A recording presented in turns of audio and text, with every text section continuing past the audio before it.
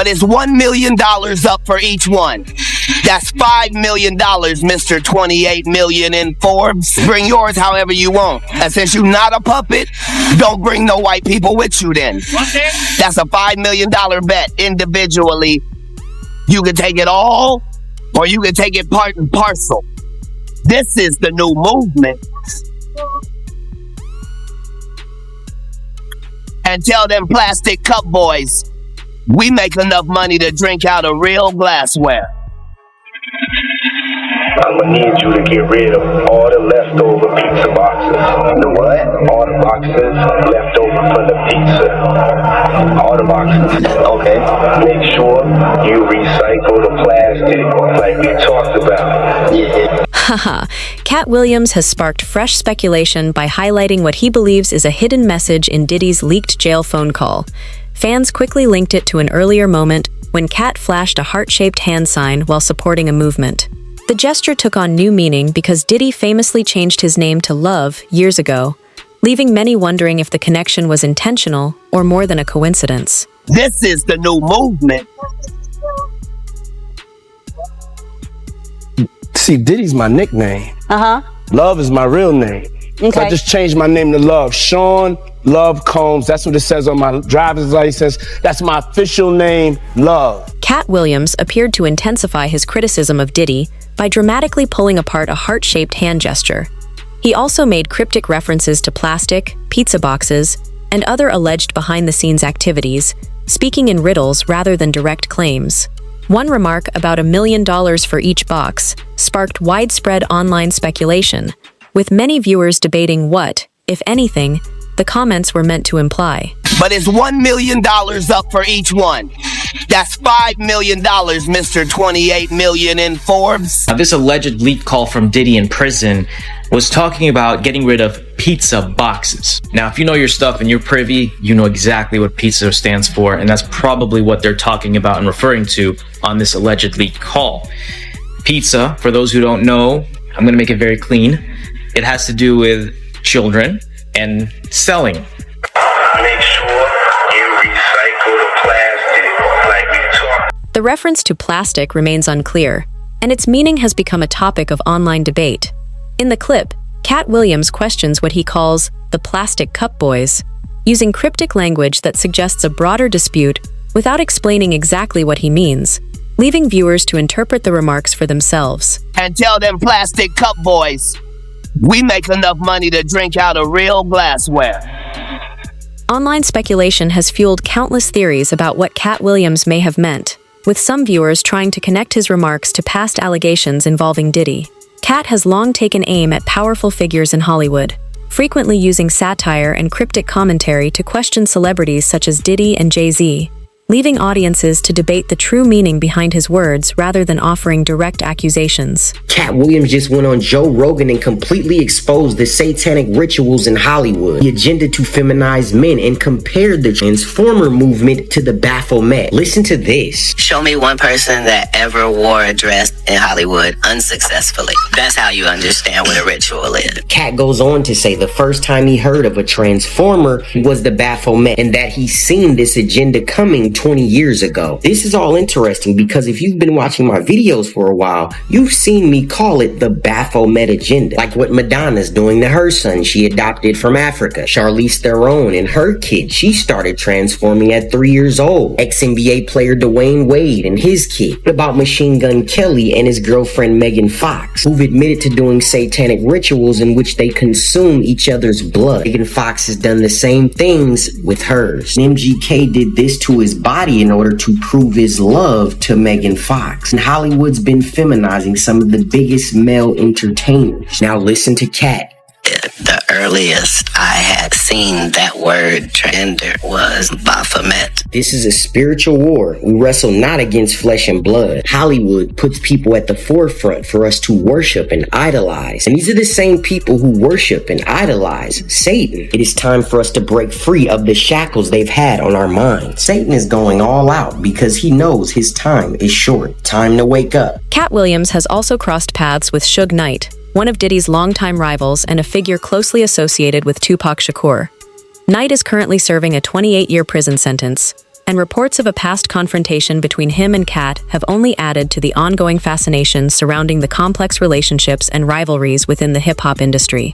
You understand consequences and repercussions very well. Okay. So, my question to you is, why are you such a habitual line stepper? Why do you cross that line so often when you know what the repercussions and consequences are going to be? And they're not going to be favorable to you. For example, Right. I saw where you and Suge got arrested, right? You and Suge got arrested. Is that true? Allegedly. Allegedly. Yeah. Allegedly. Okay. Like, and What were we doing? allegedly it had something to do with like some type of photography, camera or something like that. I'm not sure. I'm just sure. I'm just saying this is what I read. I'll tell you the story, and okay. you tell Tell me me, the story. then does that change how you frame this? Okay. So, we have a meeting with a hologram company, which is going to go into a licensing deal on some holograms. This is in Beverly Hills. So now there's a rodeo, and behind that is an alleyway where you park your vehicles. That's where we are. Suge has brought his son with him, who's 5 years old. And before we go into this meeting, Suge's son runs behind the dumpster and urinates. And a lady films his penis out, peeing behind the dumpster. And then says, "Oh, I thought that was Katt's kid." So yeah, that's what happened. See, this is So why. understand, we were facing 20 years, Suge and I. 20 years for that. And if it wasn't for the fact that this is Beverly Hills and it's all on camera, they had no problem sending us up the river when we couldn't have possibly done what was being said. That lady said that she got jumped on by me. So you see what you just did? You just clarified a huge, misconception about, the events of that evening or whatever. Yeah, but remember, it went to court. Yeah. Like, this isn't just my word. Yeah. They had to play the video in court, which showed that her altercation wasn't with a man at all. But the trip part about it is that when people print it, when the media, mainstream media put it out there, they don't add that piece. They No, just say, nor do they make a retraction. Right. Nor do they say, "Hey, that thing we told you about that guy, turns out it was nothing." Understand, I got 15 cases that were dismissed. That should be talked about. Why would 15 cases be dismissed? Because you were so sure you had what you were looking at. Because every city I go to, I'm the nigga with the best car. It's probably smoke coming out that car. It's probably girls gathering around that car. I look like the plug. I get it. And you've probably already hurt me by the time you find out who I actually am. While Katt Williams has hinted at his views through cryptic remarks, Suge Knight has been far more direct in interviews from prison. In one recent interview, Knight made a series of dramatic claims about Diddy, suggesting the music executive could face significant risks while being held at the Metropolitan Detention Center in New York. Most important thing is there's got to be a solution, because this has been going on in the industry for a whole bunch of years, for decades. And at the same time, nobody wants it to be true, and it shouldn't have to be true. Suge Knight, the founder of Death Row Records and one-time enemy of Sean Diddy Combs, talks about Combs' arrest by the feds in an interview with News Nation. I look at what the one-time record company owner said about Combs from behind prison walls. This week, he called Chris Cuomo on News Nation, and he had a lot to say about Sean Combs and what's going on with his case and the allegations of sex trafficking being made against him. One thing he talked about is whether or not he believes Sean Combs is safe being in jail. Sean Combs didn't want to be in jail. He wanted to post bail, a bail of $50 million, but the judge denied that request. He's in the MDC, and that's a federal prison with a really awful reputation. Knight was asked whether he thinks Combs is safe behind bars. I don't ever want to say he's in danger, and neither should he say that. Because once he gets to the point where they feel he's going to be suicidal to himself, harmful to himself, once they put him on suicide watch, you have the rights to nothing. No socks, no drawers, no t-shirt, no blanket, no sheets. You asshole naked in a cell as a crazy man. So he definitely don't want to do that. And the other advice I would tell him, maybe he should get on the Jewish diet. Because the kosher meals is way better than the food somebody else is making for you. At least they're going to come hot. They're going to come sealed, and you got to be the one to open them. That's very important. What about people trying to hurt him? Go to jail. I mean, one of the things is this. I don't care who you are. Prison and jail is a negative environment. Somebody can do something to them and get a name for themselves, they're going to actually do it. Or they can do whatever they feel they got to do to prove themselves. But we also got to learn. We got to learn from our mistakes. Everything don't have to be a mistake. You got to better yourself. But we all know what we signed up for.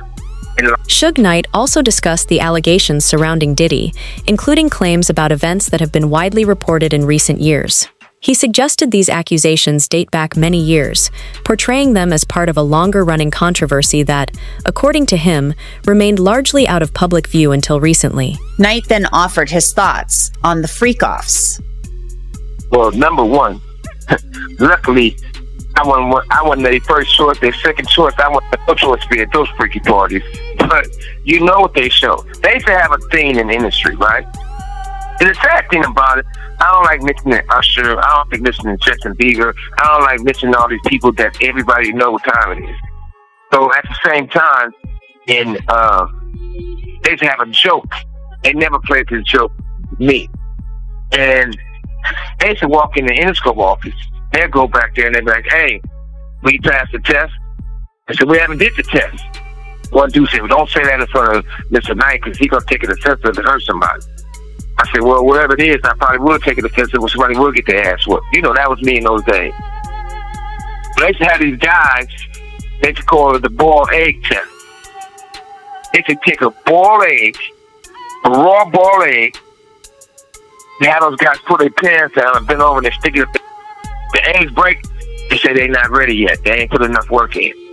This is Hollywood. So everybody want to go act like they don't know what's going on. Hold on a second, Suge. You just look. Suge, you got to do. I have never heard of anything like that. So if I haven't heard about it, just assume a lot of people haven't heard that before. But you think it's on video? Let's stop for a second. Go ahead, Suge. Yeah, listen. Also, have you ever been to any puffy parties? No. You sure they had a long time to think about it. But if you haven't been in those butt-naked parties, even some of the preachers been in those parties, and they wasn't on their knees praying for God. See, they was praying for somebody to have come real quick or something. But I wasn't there, but it's proof of it. But at the same time, everybody want to look around and act like something going on that wasn't right. It's the facts of life in the industry. So that was kind of graphic, but this is what Suge Knight is saying, and at one point, he ran in these circles.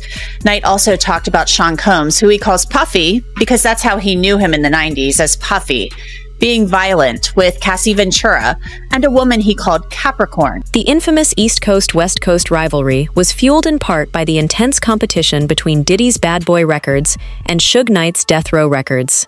Understanding how that high-profile conflict developed provides important context before exploring the broader story surrounding Diddy and the controversies linked to his career. Alright, so this is why everybody thinks Diddy, Tupac. So you know the whole mystery surrounding Tupac?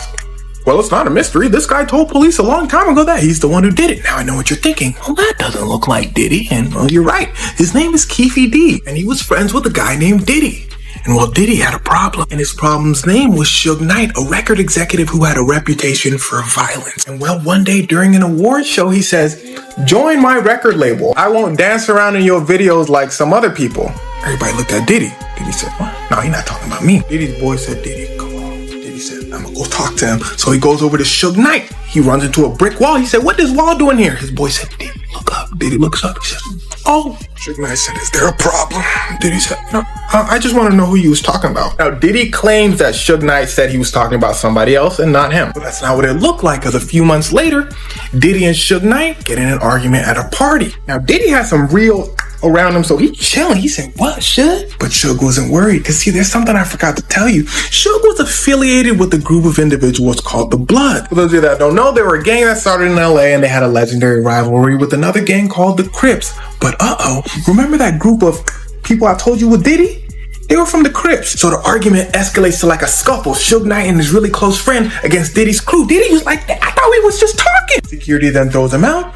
Diddy's people walk over to Suge with a security tries to stop them, but Suge Knight's friend, Diddy said, oh snap. Diddy goes home. Diddy said he can't be that mad, right? Diddy's people said, he hung Vanilla Ice off a balcony. Diddy said, so he calls his friend, Keefy D. And well, it turns out Keefy D was also the leader of a group of Crips. Diddy tells him, yo, I'm terrified. Keefy D said, well, you should be. There's a war going on in LA because of what happened between you guys. Diddy said, I didn't do nothing. Everybody knows Suge Knight ain't trying to hear all that. So Diddy tells Keefy D he would appreciate it if Suge Knight was gone. It wasn't like an official request. It wasn't too serious until Tupac Shakur. Now, there's something really important you gotta know. Before any of this happened, Tupac was upset at his close friend Biggie and Diddy because, listen closely, when Tupac was in New York, he was recording in a studio. Biggie and Diddy were in another room. At that studio, Tupac gets 5 times after an attempted robbery, but Tupac survives. He tells Biggie and Diddy, I know y'all knew that was gonna happen. Biggie said, boy, do I look like Raven Simone's. But you see, Tupac wasn't just spouting out crazy theories. The guy who Tupac had a relationship with Diddy, and well, Diddy was at the studio, and the streets talk. But not many people know this, but Tupac kind of got over it because he knew it was just a theory.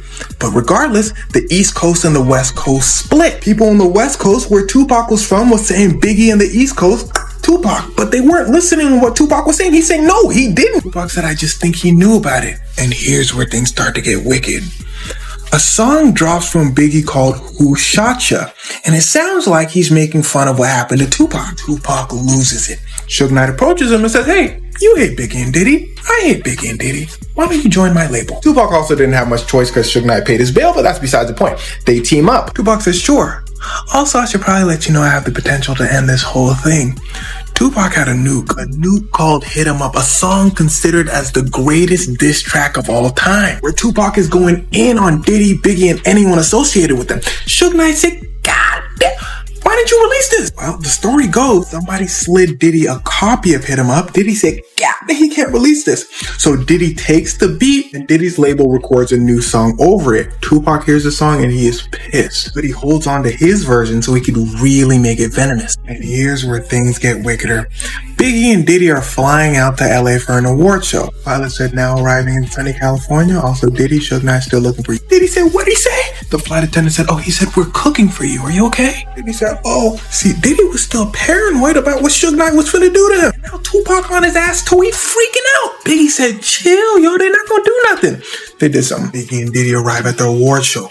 Tupac wins an award, but they don't let him go on stage because the award show knew what he was on. They saw him backstage. He said, is Diddy here? They said, no, you can't go outside. Biggie then wins an award. Biggie then goes backstage with Diddy. Suge Knight and Tupac are backstage, and it gets to cracking. Them boys start scuffling. Something important to note is the whole time Crips and Bloods are like mixed into this whole thing. Biggie's friend goes, man, what's good? He brings out but everybody gets separated before it could really escalate. One of the most controversial claims surrounding this case is the theory that the intended target was Suge Knight rather than Tupac Shakur. This allegation has circulated for years, but it remains unproven and continues to be the subject of debate, speculation, and conflicting accounts. At this point, Tupac is infuriated. Suge Knight tells him, drop the song, drop the nuke. Tupac throws the song away, walks in the studio, and explodes on the track. He goes off and records a way more violent and venomous version. Suge Knight was like, oh, snap. Tupac then releases a song, and it is a hit. Everyone's listening to it. But Diddy hears something else. He hears the anger. Tupac was known to be a loose cannon, so he hits up Keefy D, and he says, remember what we talked about Suge Knight? we'll add Tupac to the list too. And everything comes to a head in Las Vegas by pure coincidence. See, Mike Tyson's having a fight in Vegas and he invites his close friend Tupac to watch his fight. But Keefe D and Keefe D's nephew are there. Now pay attention, we about to start zigzagging. Somebody from Suge Knight's crew sees Keefe D's nephew. They tell Suge Knight, hey, that guy's part of the Crips. Suge Knight, blood affiliated. So they put the pause on Keefe D's nephew. Keefe D's nephew goes to Keefe D. He says, Suge Knight and Tupac put the pause on me. Keefe D says, well, I guess the Diddy deal is on. Focus. Keefe D then goes to a guy named Zip, a big time street guy whose job is to make sure this whole thing goes according to plan for Diddy. Zip tells Keefe D, Diddy said $1 million. Remember, your main target, Suge Knight. Keefe D says, gotcha. Suge Knight and Tupac are driving through Vegas when Keefe D and Keefe D's nephew pull up beside him. Keefe D gives his nephew the nephew is pissed because Tupac really put the pause on him earlier. So the nephew goes, boom! First shot grazes Suge Knight's head and Suge Knight ducks, exposing Tupac. The nephew says, well, boom, boom, boom. Tupac passed. Now, you gotta understand, this is Tupac Shakur, one of the most famous people in the world. The FBI and the police are going to figure this out. In fact, as soon as Keefe D gets home, the FBI starts watching him. They said, boy, come on. Keefe D said, y'all got evidence? The FBI says, not yet. But you sell stuff, don't you? This kind of stuff. The FBI says, cool. The Colombians who supplied Keefe D said, the FBI, oh no, you got it. So Keefe D loses a bunch of money, but he says it's all good because Diddy said he was gonna pay me. He calls Diddy.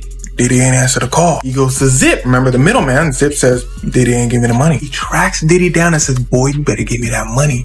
Diddy says, I gave it to Zip. Everyone said he gave it to Zip. Long story short, he never gets the money. The FBI finally cracks on him for the business. Keefe D says, well, I hate Diddy, so how about I just give you info on what happened to Tupac? Keefe D then goes into extreme detail about how Diddy hired him. Now, this is what the LAPD wanted all along. They formed a whole task force to figure out what happened to Biggie, not Tupac, because Biggie's mom was suing the LAPD when Biggie got in Los Angeles. So the LAPD went hard in investigation, which led them down the Tupac rabbit hole. By the way, they're pretty sure Suge Knight Biggie for revenge for what happened to Tupac. Now, a member of the LAPD task force named Greg Kading came out and said, yeah, everything Keefe D said matched up perfectly with our investigation. We're pretty sure Diddy did it. I don't know what you're thinking. Well, if they had all this evidence, why didn't they solve it? Well, for one, the city of Los Angeles shut down the task force after Biggie's mom dropped the lawsuit. For two, according to Keefe D, the FBI told him that there wasn't enough evidence to link Keefe D and Diddy. More specifically, since Diddy paid Zip and Zip